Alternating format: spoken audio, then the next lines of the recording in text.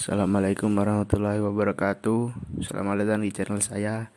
Di sini saya akan menceritakan kisah tentang kejadian horor yang terjadi di kamar kos. Mau tahu kisah lengkapnya? Simak dan tonton videonya sampai habis. Dan jangan lupa untuk subscribe, like, dan share. Terima kasih.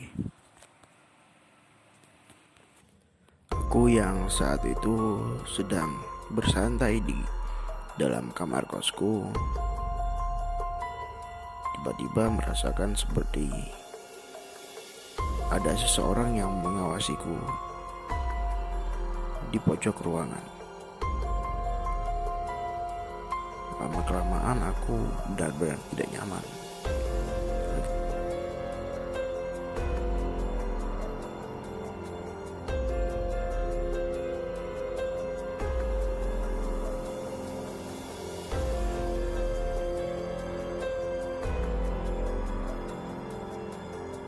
Akhirnya aku pun mengajak temanku untuk bermain di kamar kosku.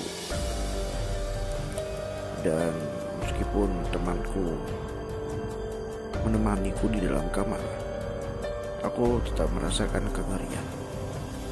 Aku terus-menerus menatap ke arah pojok ruangan itu, yang dimana di sana aku merasakan seperti ada seseorang yang mengawasiku.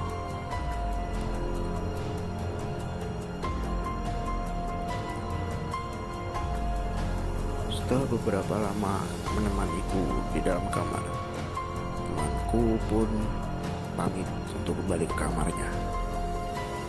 Dan setelah temanku meninggalkanku sendirian di dalam kamar, aku pun sangat merinding.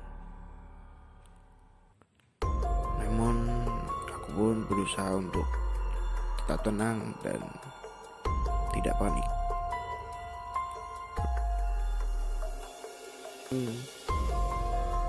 Berusaha untuk tidur siang.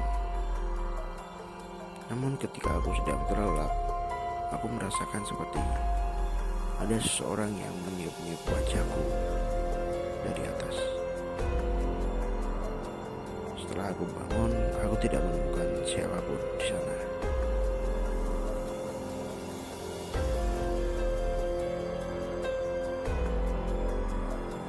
Aku pun yang sangat ketakutan dan sangat panik memutuskan untuk menatap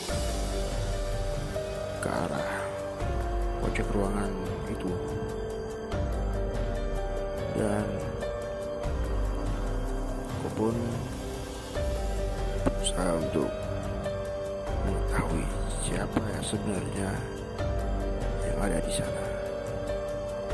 Dan tiba-tiba saja dengan samar-samar aku melihat wajah yang juga sedang menatapku.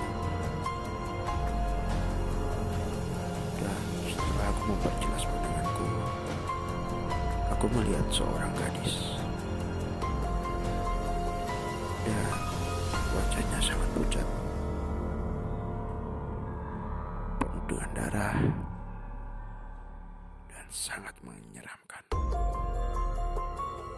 Dan melihat penampakan di depanku itu, aku pun sangat panik.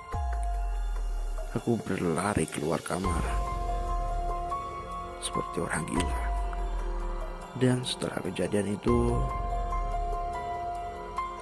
aku pun pindah kamar.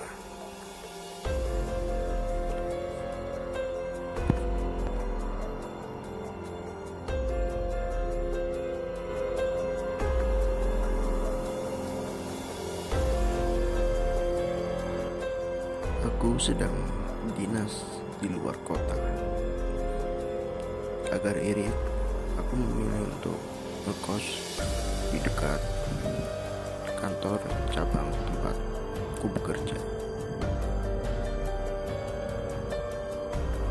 Dan aku merasakan pengalaman paling mengerikan di hari terakhir aku ngekos di sana. Malam itu aku yang sudah bersiap-siap untuk keluar dari kos. Aku masih memperhatikan kamar kosku. Aku takut jika tidak ada barang yang ketinggalan. Namun setelah itu aku tiba-tiba mendengar suara ketukan di pintu kamar kosku.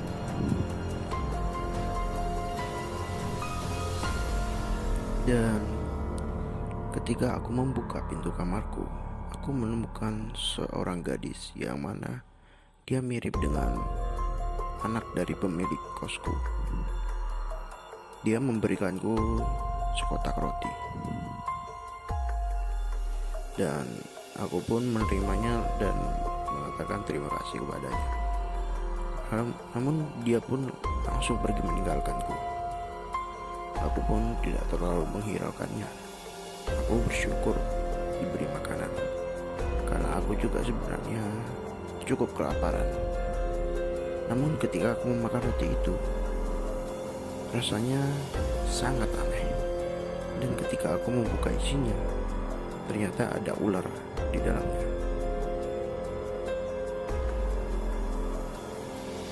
Aku pun melempar roti itu. Aku sangat bingung. Kenapa mereka memberikanku roti busuk? Padahal selama seminggu ini mereka selalu baik kepadaku. Pada malam harinya, ketika aku sedang berusaha untuk tertidur, aku merasakan seperti di dalam kamar kosku ini sangat ramai, dipenuhi oleh banyak orang. Aku mendengar banyak sekali suara-suara, dan aku pun mencoba melihat di dalam kegelapan. Dan tiba-tiba aku merasakan ada yang mengelus kakiku.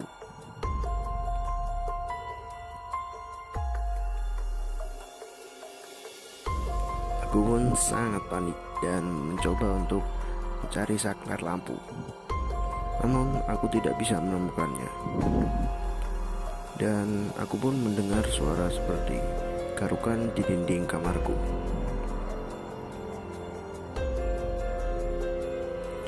Aku pun menggedor-gedor dinding kamarku dan berusaha untuk berteriak. Namun tidak ada suara yang keluar dari mulutku. Dan tiba-tiba badanku serasa sangat lemas dan sangat sesak. Dan suara geraman itu semakin keras dan semakin keras.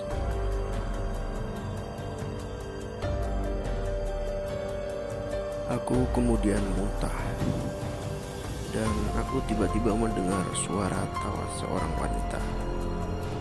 Dan tawa itu semakin lama semakin keras, disertai dengan suara-suara aneh. Dan aku pun terus muntah, karena sudah tidak kuat lagi, aku pun pingsan. Dan ketika aku membuka mata, aku sudah berada di depan kamar kosku, dan pintu kamar kosku terkunci.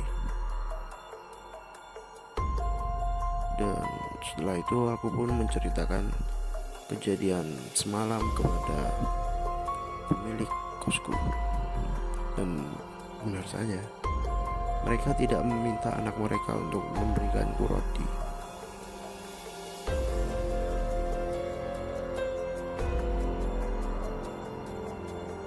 Dan akhirnya kami pun memutuskan untuk mendobrak pintu kamarku. Dan setelah dibuka, kamarku benar-benar berantakan. Dan aku menemukan sesuatu seperti darah yang sangat kental. Tidak hanya itu, kamarku pun dipenuhi dengan tanah. Dan setelah itu aku pun langsung membereskan barang-barangku dan bergegas pergi dari kos itu.